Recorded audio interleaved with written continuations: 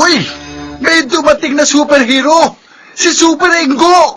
Ang bayaning siraulo! Ikaw ang siraulo!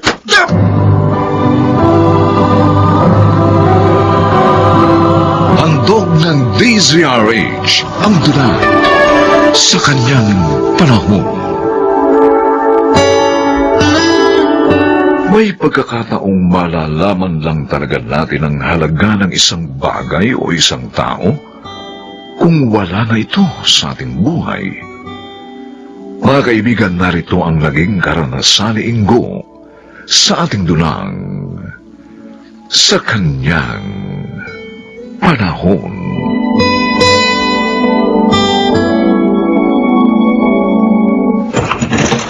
Magandang gabi sa'yo, Loida. Na-estorbo ba kita? Oo naman. Sarap ng pagkakahiga ko eh. Malapit na nga ako makatulog. Ganun ba? Sige, alis na ako. Kunin mo na lang ito. Oh, ano naman ang laman nito? Kalderetang baka. Hindi ba yan ang paborito mo? Busog pa ako. E di, lagay mo na lang sa ref. Bukas mo na kainin. Masarap yan. Talaga lang ha. Sandali nga. Bubuksan ko to. Uy, ang bango ah. Mukhang masarap nga ah. Magugustuhan ito ni Morant. Sinong Morant? NBA player yon, di ba? Oo. Idol ko yun eh. Kaya yun din nga ipinangalan ko sa aso ko eh. Pambihira ka naman. Nagpakahirap ako sa pagluluto niyan. At ginawa kong espesyal tapos ipakakain mo lang sa aso. Pasalamat ka pa nga dahil sa aso ko ipakakain eh. Kesa naman ilagay ko yan sa kaning baboy. Pero kung nangihinayang ka, di ikaw na lang ako kumain yan. Sige na. Ipakain mo na yan sa aso mo.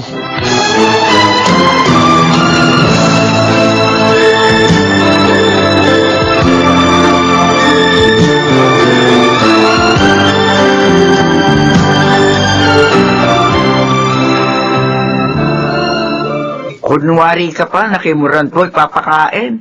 Pagkatapos, ikaw rin pala lalantak. Ang sarap kaya nito. At saka isa pa, sinabi ko lang naman yung kay Ingo. Para naman, mawala siya ng gana sa panliligaw sa akin. Napakabait at napakatyaga niya si Ingo. Ano pa ba naman ang ayaw mo sa kanya? Ano naman ang magagawa ko, Nay? Hindi ko talaga siya type eh. Pero alam mo anak, gusto ko siya para sa'yo. Iilan na lang ang mga lalaking katulad niya. Kayo naman pala may gusto sa kanya eh. Di sasabihin ko sa kanyang kayo na lang ang ligawan niya. Total, byuda naman kayo. Malay nyo, magustuhan din kayo ni Ingo. Ano ba kalukuhan niya pinagsasabi mo dyan? Hoy, si Inay! May gusto kay Ingo! Sira ulo! Gaga! Saan ka ba pupunta? Sasamahan kita. Kung sabihin ko kayang sa impyerno ako pupunta, ha? Kasamahan mo pa rin ba ako? Kahit pa siguro sa impyerno ka magpunta, ipaparamdam ko sa iyong nasa langit ka pa rin. Dahil akong yung magiging guardian angel. Anong guardian angel ka dyan? Mukha kang ng demonyo. Buntot at sungay na lang ang kulang sa'yo, no? Grabe ka talagang manlait. Ay naku, hindi kita nilalait. Sinasabi ko yan totoo. Hindi kita type eh. Kaya pwede ba? Tangkalan mo ako!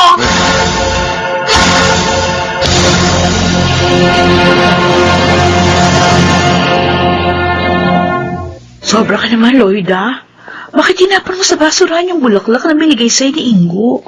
Umpisa ngayon, lahat ng ibibigay niya sa akin, itatapon ko talaga sa basurahan. Ay, grabe ka talaga. Ang lupit mo.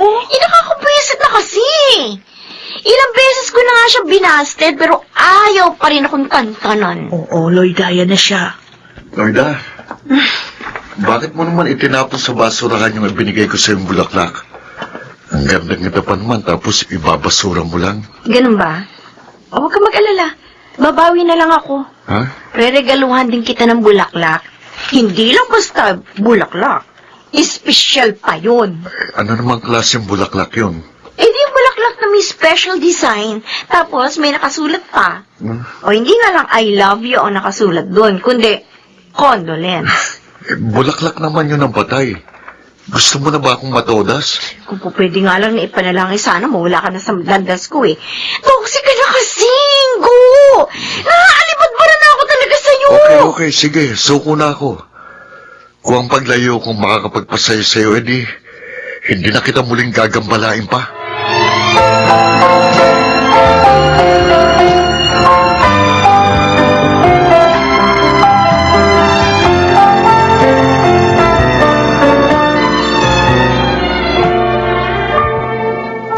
Pare, napakasakit talaga ng ginawa niya.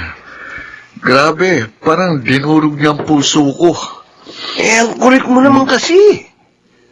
Sabi ko naman sa'yo, hindi lang iisa ang babae sa mundo. Huwag mo na ipagsiksikan ang sarili mo kay Lloyd. Anong magagawa ko? Siya talagang mahal ko eh. Kalimutan mo ng lintik na pagmamahal na yan. Ano naman? Tantanan mo na si Lloyd dahil nagmumukha ka lang tangang asong buntot na buntot sa kanya. Pare, sabihin mo nga sa akin, pangit ba ako? Bakit hindi ako magustuhan ni Lloyd, ha? Ba't hindi mo itanong sa salamin ng bagay na yan? Pero, ano naman kaya sasagot ng salamin sa akin? Ano ba? Eh di, of course, Ingo. Pangit ka talaga. Ha?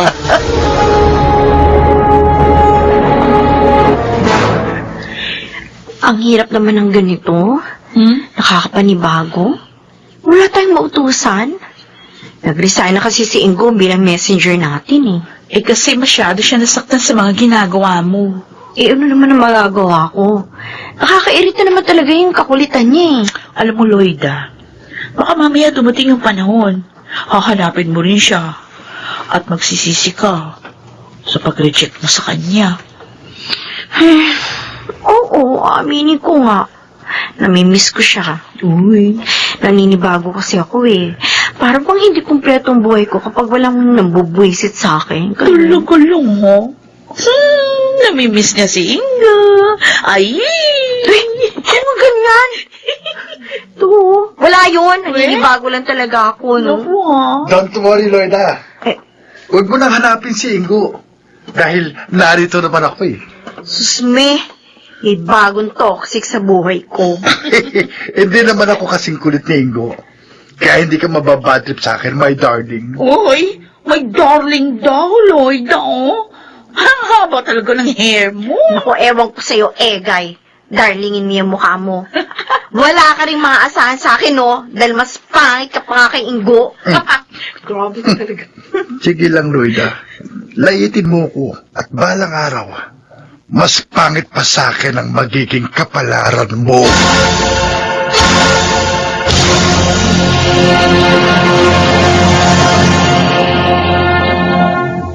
Mukhang malalim ang iniisip mo, anak ha.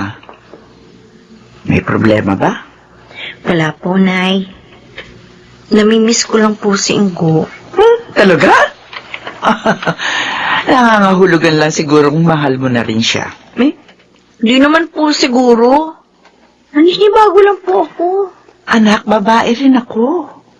At ganyan-ganyan din ang ginawa sa akin ng tatay mo nung nililigawan pa niya ako. Halos araw-araw din siya kung magparamdam sa akin. Pero hindi ko siya pinapansin. Tapos, bigla na lamang siya naglahong parang bula. Hinanap-hanap ko siya. At doon ko napagtanto, mahal ko pala siya. Ano pong gusto niyong puntuhin? Mahal ko na rin po ba si Ingo? Aba, hindi ko alam. Dahil ikaw lang ang makababatid niyan.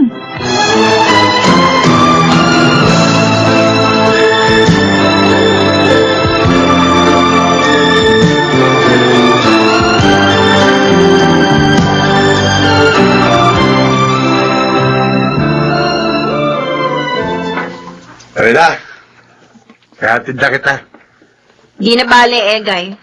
Makakauwi naman ako mag-isa eh. Sige na. Hatid ka lang naman eh.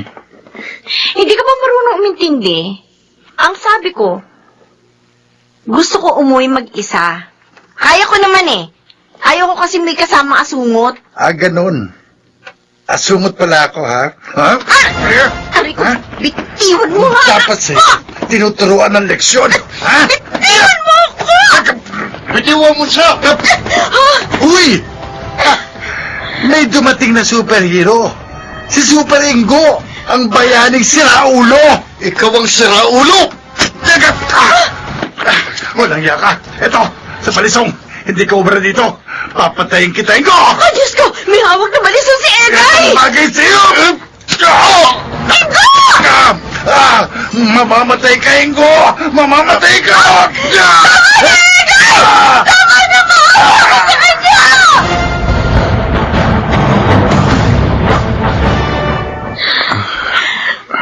Ang buong akala ko talaga, tuluyan ka na mapapahamak. Bakit naman kasi pinatulan mo pa si Egay? Lloyda, mahal kita.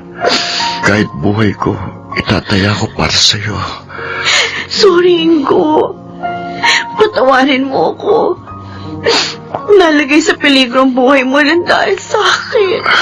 Huwag kang humingi ng tawad dahil wala kang kasalanan. Ginawa ko lang kung anong nararapat. Hindi maganda ang naging pagtrato ko sa'yo. Kaya may kasalanan pa rin ako. At sa kabila na nagawa mo pang itaya ang buhay mo dahil sa akin. Dahil mahal kita, Lloyda. Mahal na mahal kita.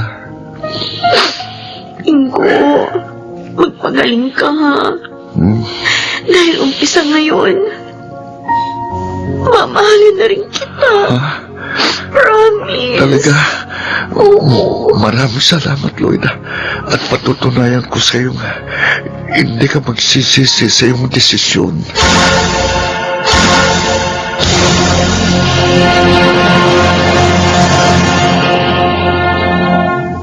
Kung sino pa raw ang taong hindi natin inaasahan, ay siya pa palang tutulong at dadamay sa atin sa kanyang panahon.